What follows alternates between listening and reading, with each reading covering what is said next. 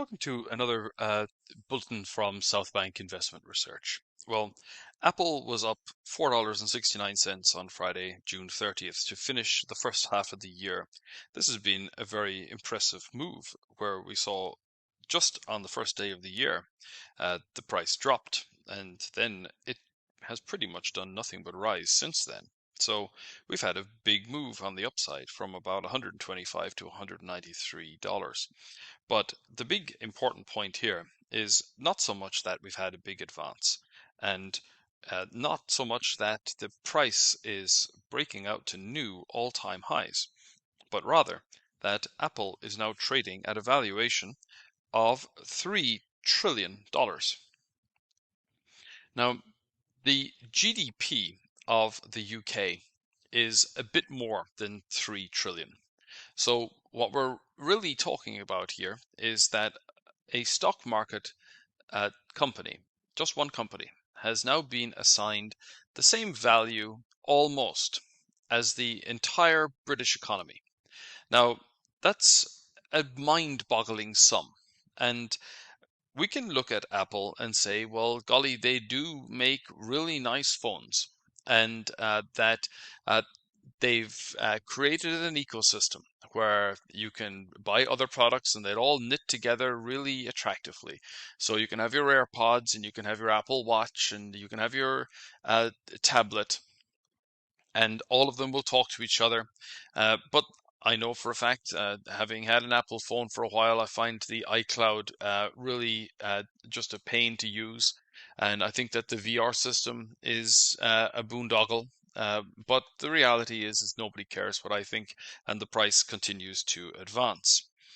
But it does bring to mind an important question, which is that capitalism trends towards consolidation.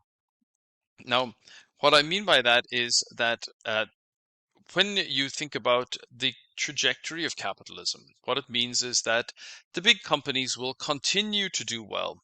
The big companies will, the most successful of those companies will buy other companies. They will accumulate wealth. And as they accumulate wealth and know-how and innovation and R&D, then they'll go off and buy other companies, or they'll develop strategies to take over the businesses of other companies. So what you increasingly get are a small number of companies that concentrate wealth and innovation within them. Now, when we look at the 8 large companies, and more recently, people have been talking about the 7 large companies because Netflix has not kept up in terms of its market cap with some of the really successful companies. So this is actually a very prescient example of how we're seeing this concentration effect from capitalism, that 5 years ago, we had 8 big companies. I still have the 8 big companies in this ratio, but now people are talking about the 7 big companies. So even within the most successful, we are now already getting concentration. But those 8 companies have broken out to a new high relative to the entire market. So we're now seeing that 8 companies represent 23.8% of the entire market. And that's been a phenomenally large move on the upside. So let's just think about what happens in an environment where you have this concentration. Will we eventually simply end up with one company? Now, that sounds ridiculous, but it does mean that we would see this trend playing out over time. But we know that that's not possible. So something has to happen in order for this concentration effect to eventually end. And that concentration effect ending is antitrust. So big companies get broken up. And this is what we saw with Standard Oil all those years ago. And it created the entire energy sector with lots of companies. We're starting to see the same thing happening right now in China, where Alibaba is about to be broken up. into 6 different companies. Now, the whole reason for antitrust in the USA was to uh, create a more benign economic environment, to break the power and influence of the most uh, dominant companies, and also to ensure that the regular person had at least a chance to have a better standard of living. Well, in China, it's really more about control. It's to ensure that companies never have the heft to be able to challenge the central government. But in both cases, it's about taking control away from the largest companies and splitting it up and creating more diversification.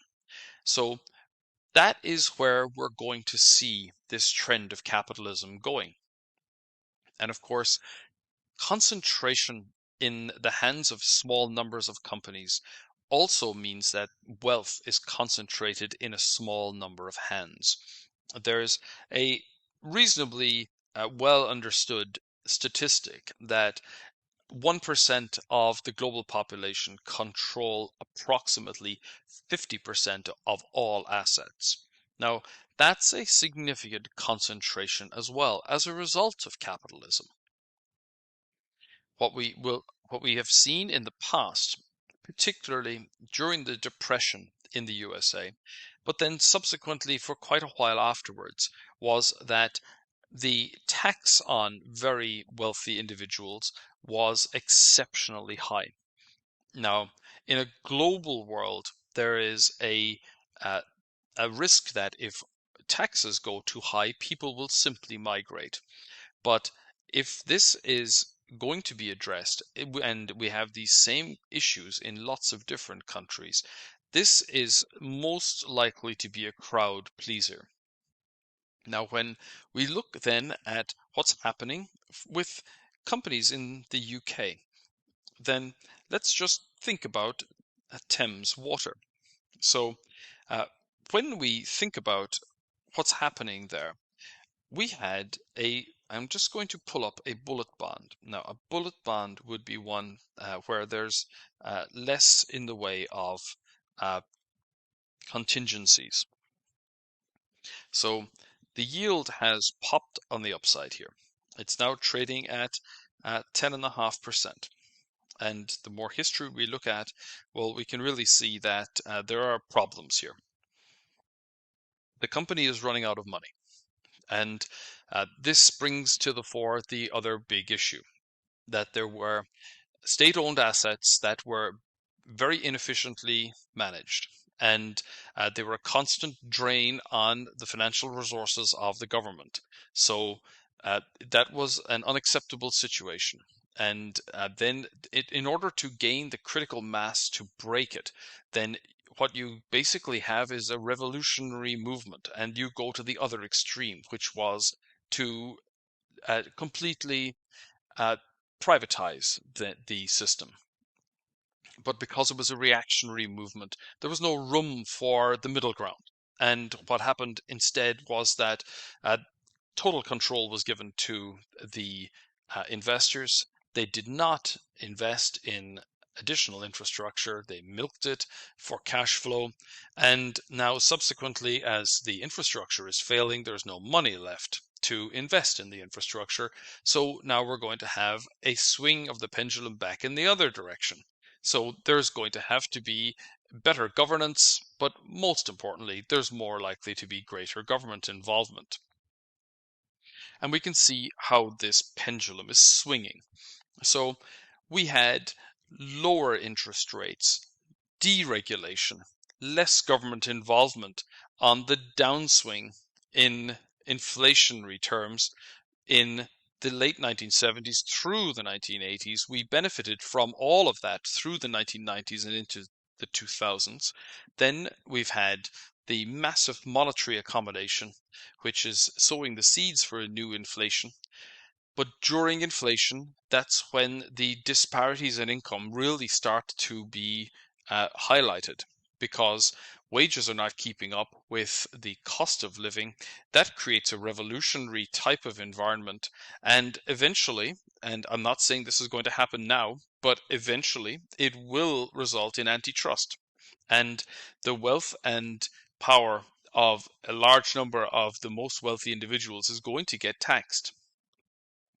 And there will be a desire to increase government income, to definitely curtail living standards, and new taxes will be created. But some of those will have to be crowd pleasing, or there will be significant civil unrest and dishevelment. So as we think about what's happening in terms of the most successful companies, and then looking at those that are in real financial difficulty, we can see the disparity in the entire economy, in society.